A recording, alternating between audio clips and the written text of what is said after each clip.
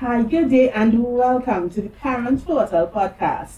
Now, of course, this podcast is presented by the Student Remediation Center as a platform to provide parents with tips and recommendations for navigating through the child's life experiences. I am Mrs. Lewis, principal at SRC Private Primary, and joining today is, of course, our colleague Alicia Halls, lead consultant at ALEMACSS Associates, and we have guest parent Jimmasui Wright jumping in and chiming, giving a parent's perspective. Now, today, excited as always to share with all our listeners because we're chatting today about the impact of parental relationships on children. Great topic, great information gonna come in. Of course, feel free to comment, like, and share so that those who you think would benefit from being a part of and listening to the conversation, they're gonna be able to jump in. So, of course, welcome, Ms. Halls. Thank you. And welcome, Mommy Jimmasui. Thank you. Right, so Miss, get us started. We are talking about impact and how parental relationships impact children. Okay. A lot of times we tend to forget as parents that the little ones are looking up at us. And I know we have a mommy in our midst, and sometimes unconsciously we do things and we say things and we act a certain way with our spouse, with our neighbors, with our girlfriends, with our male friends. We do things and we are not conscious of the fact that the children are looking at everything that we're doing. That whole notion of practice what you preach, we tend to forget that. And sometimes we tell them what is right, we tell them what they should and should not be doing, but sometimes we forget that we are the positive role model and we are the first form of socialization that they have, and they are looking up to us. I know that we have a mommy here, and I wanted to share on her experience as, setting that example and how conscious she is as a mommy of the positive things that she's doing towards her children. Well, for me, I have two boy children, ages 4 and 2. And I am always conscious of the fact that I am raising somebody's future husband and somebody's future father. And in as much as I have my moods and how I feel, I always have to look at them before I respond or react to something. Now, my husband and I, we are two human beings growing together, living together, and we don't always get on home all the time. But it is important for me as a parent to ensure that I don't affect my children's perception of normal when it comes to the relationship I have with my husband.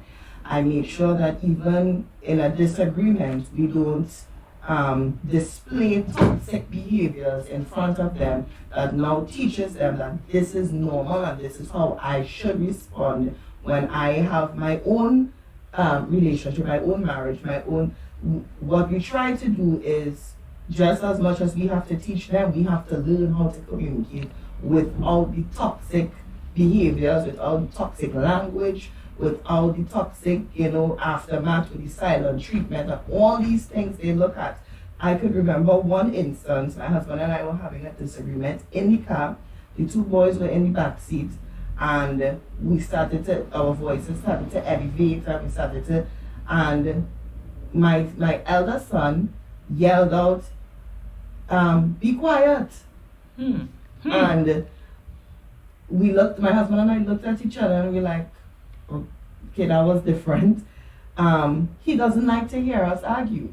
And so now when we get into that aggravated space, we take a minute and we walk away and we get the temper levels down before we have a conversation. That isn't something that we were accustomed to as children. Right. We saw our parents just duke it out, Right. and they settle this sport, however, and then they move on. For my husband, it was a little bit different. He said he never saw his parents argue, which I think is also damaging, Yeah. because I think you should be able to, even if you have a disagreement, you should be able to be upset but work through the issue and also show them, okay, this is how you come full circle. You have a disagreement, you talk about it, and now you're back to a place of love and unity, and you're going about things. So for me, when he said to me, I never saw my parents argue, I said to him, "What's some kind of fake relationship your parents had?" My parents argued all the time, but we realized that both practices were very toxic. In our upbringing, and now so we had to unlearn this bad practice that our parents taught us, and now we had to find a new way to communicate that wasn't damaging to our children. So when we start to get aggravated at each other, we take a minute, and because we realized that our kids were very sensitive to how we communicate with each other, and long time when your parents argue, whatever, if a child were to only say something, you stay out of big people business, right, and that kind of thing. I realized that that's a selfish comment to me as a parent, because what you do and how you interact with each other don't only affect big people, it affects me, the little person. So it's important that we learn how to communicate effectively so that our children don't get a skewed perception of what is normal when it comes to communication. Okay, and I'm glad that you touched on some relevant points, that whole level of communication between parents, because I realized that you all are, what the stance that your husband and you took was a conscious stance. Yeah, and we have to, and it's not easier because, again, normal human behavior is something happens, you respond. Exactly. So sometimes it might slip out, and sometimes even abusive language, such as what the hell, and damn, and things like that. We have to be very, very, very, very conscious of those things, because they soak up everything, every little thing. And I can remember one time my husband was on the phone talking with somebody, and something the person said that he didn't like, and he said, "Well, hush now." But it wasn't in a nice way, it was in a negative way. And then my son, when we started to talk again, he got aggravated. He said, "Hush now." Right. And we were like, Exactly. So, but again, now we couldn't, we couldn't reprimand him for that. We taught him that. Right. So we had to take responsibility for what we taught him and then correct it. And say, okay, and that is okay, because that is the safe zone. The home, and amongst the parents, you need to realize that your home is the safe zone for your children to make all the mistakes and to be corrected, and for you to be consciously involved in everything that concerns them.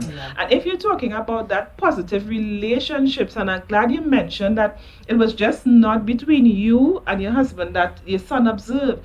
Children observe how we communicate with other people, with our neighbors, with those of us who sit down and bad talk the teachers in front of the children, and even with extended family. Children observe all of these things, and we have to be mindful not to go back and say, okay, you don't want children in big people thing, but at the end of the day, be mindful of what you are teaching them. Is it positive? Is it negative? Because believe it or not, we see it in the school system. And then when we call you in, and that will bring me to my next point, we ask ourselves, where did they get this behavior from? Where did they get these negative traits from? And you ask yourself, and I want to encourage parents, even as Ms. Wright said, to examine the things that they see and the things that they do as to how the children react and what they say in their situation, and figure out, how can I fix this? How can I curb this negative behavior? Ms. Wright would have extended, it's not like if they went back and he could have erased it, but they dealt with it. We had to. In a safe zone. We had to. So those boys would know now, oh, this is not acceptable. And I think too, poor communication is a generational thing. Our parents grew up with parents who believe that a child should stay in a child place. Yeah. And if I tell you something, it's not a discussion. You have to do as I say, or else, or when you get your own place and you're paying your own bills, then you can have an opinion. And I think that is very damaging and negative to teach children that unless you're living in your own space and making your own money, that then you have a right to feel a particular way. Just Christmas season gone, I'm in the grocery, and this little boy and his father is having a discussion. Apparently he wanted like a snack or something, and daddy didn't pick up the snack he wanted.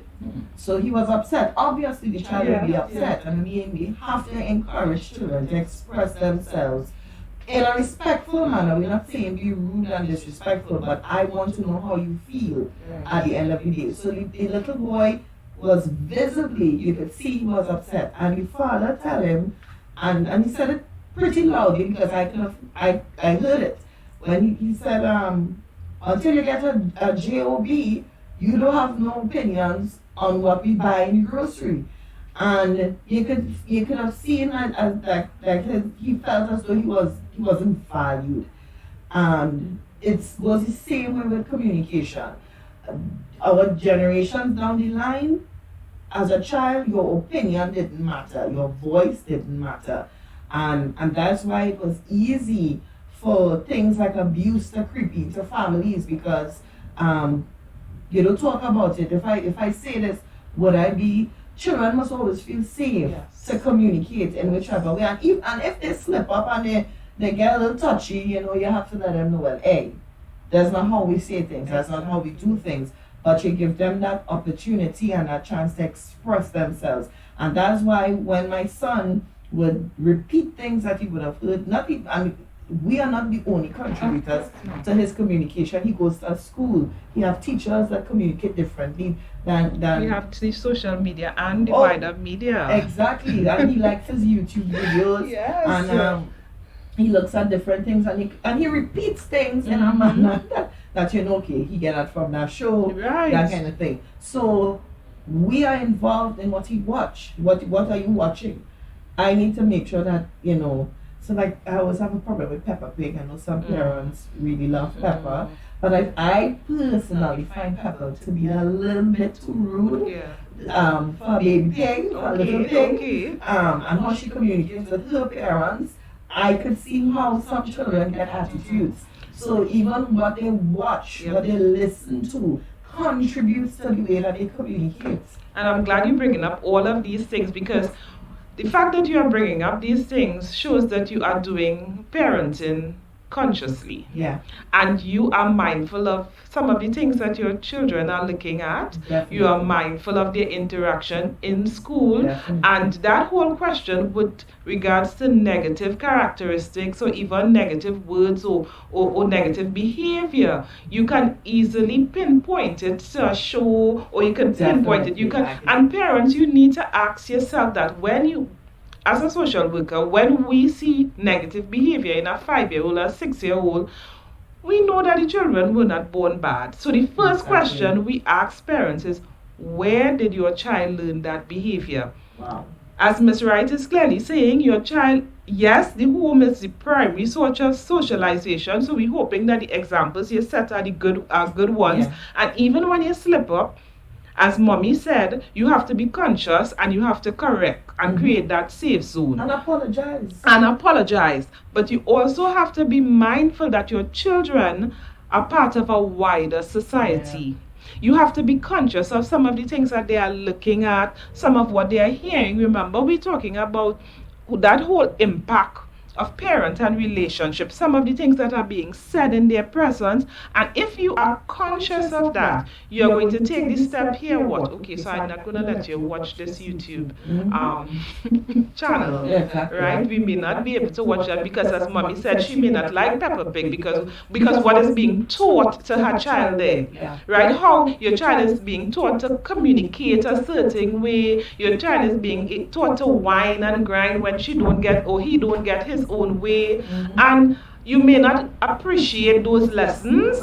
So you as the parent has the right, the responsibility and the privilege to say, here what?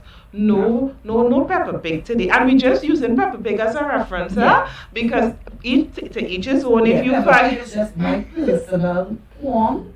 So I don't knock anybody that looks at Peppa Pig, and Peppa Pig don't have a negative effect on everybody. But I know my children, and I know that if they look at Peppa Pig too much, yeah, they're going to start to challenge me the way Peppa challenges her parents. So mommy is very conscious of who she's raising. And as we move on to our next point, we want to look at some standards to promote that whole positive parenting model. Mm-hmm. We want to identify at least 3 standards. We look at how you communicate already, and we look at being conscious.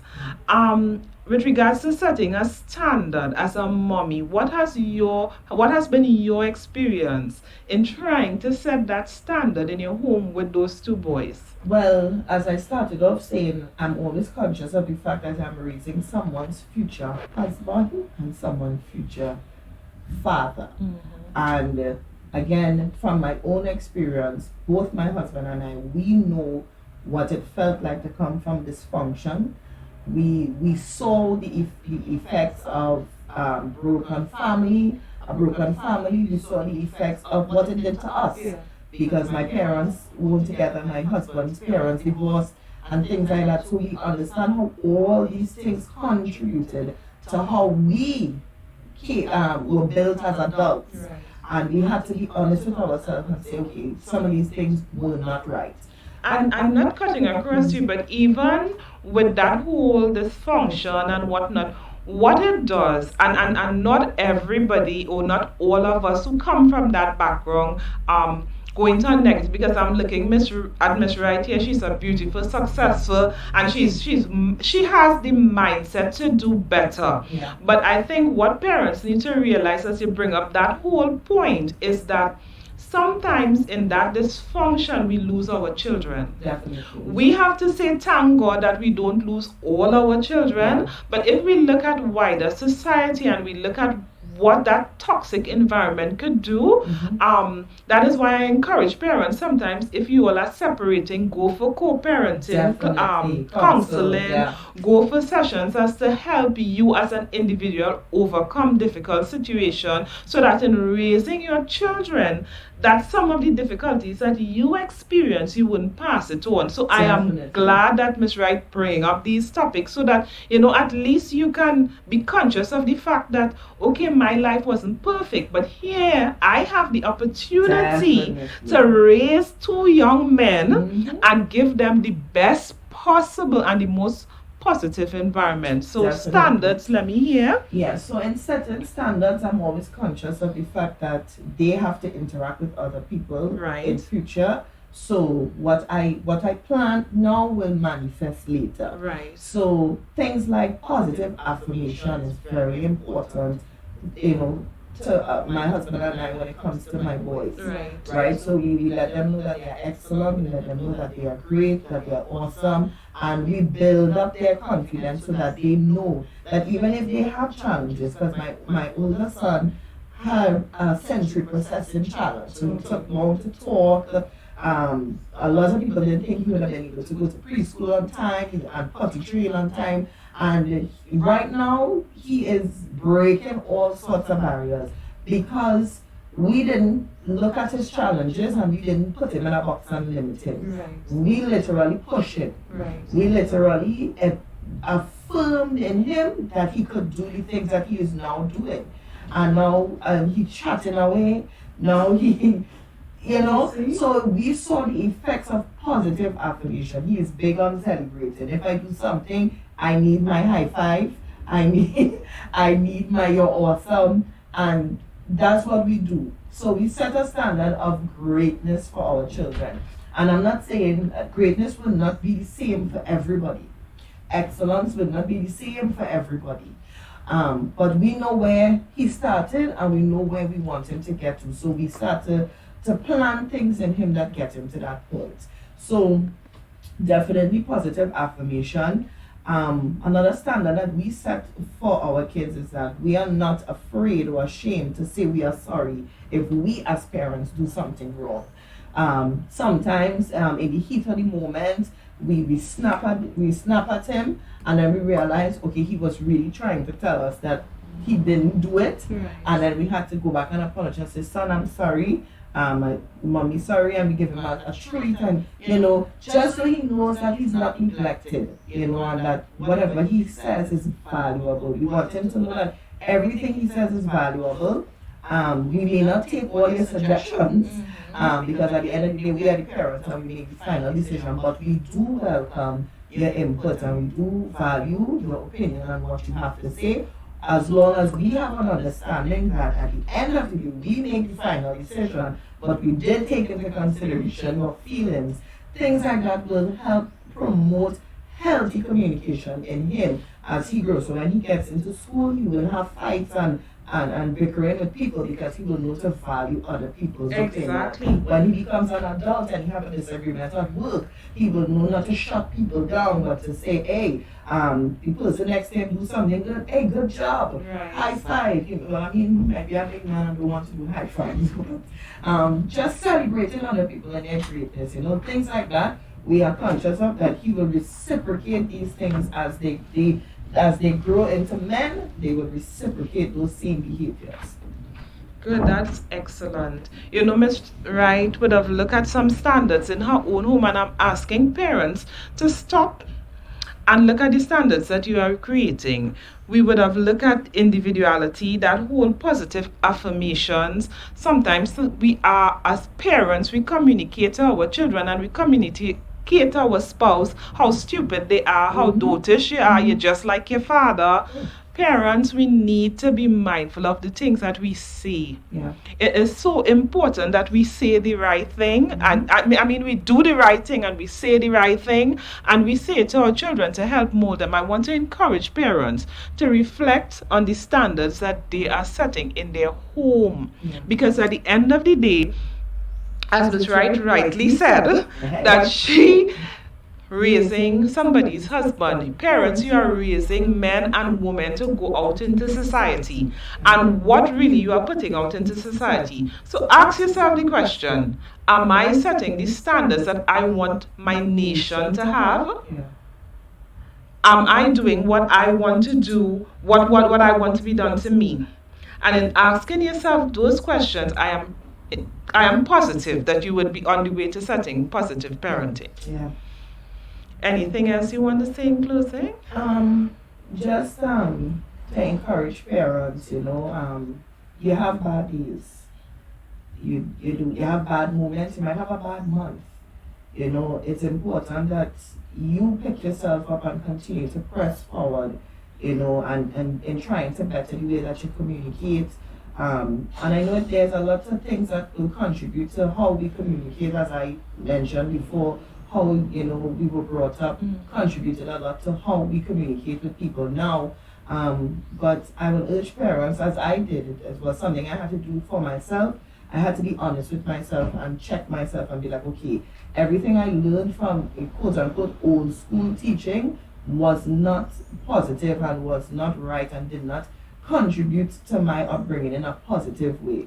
A lot of things that we learned coming up were very toxic, and we just need to be mindful and be honest with ourselves and say, okay, maybe I need to change the way I communicate this way and that way. And as I said, you have bad days, don't beat yourself up.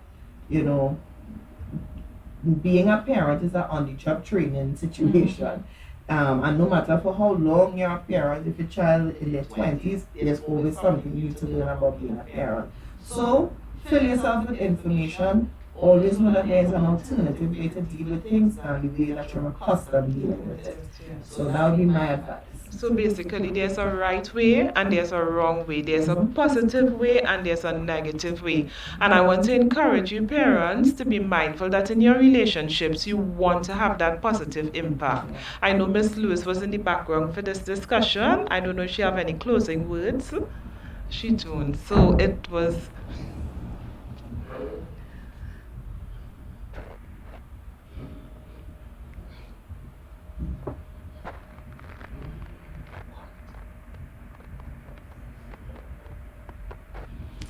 So thank you, parents, for joining us with this session of Parent Portal, and we look forward to having you join us next Friday in our discussion.